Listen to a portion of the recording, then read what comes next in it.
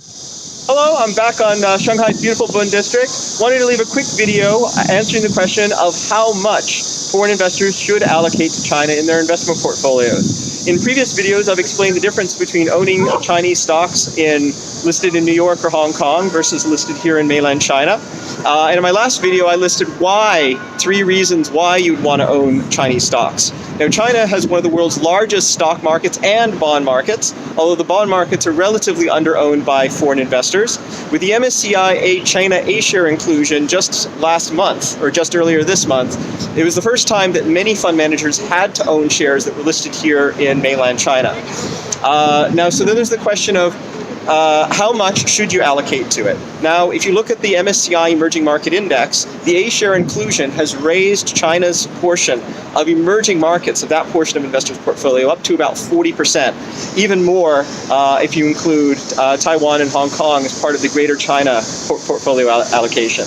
Now that's looking at how many foreign investors invest in China because it's part of an overall portfolio.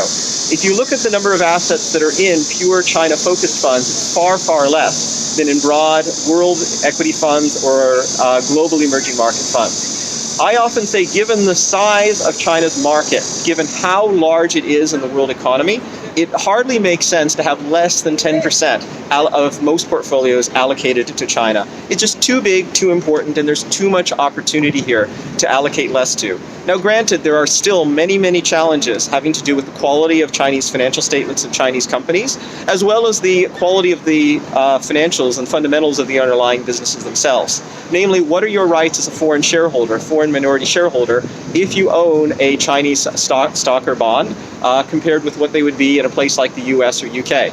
So these are the challenges that we're going to be dealing with. But one thing that I've noticed every time I come here is this place is developing very, very rapidly. And just because there are still some issues, just because there is some dirt, at the right price, there always is reason to be looking at bad assets. As we often say in finance, there's no such thing as a bad asset, only a bad price.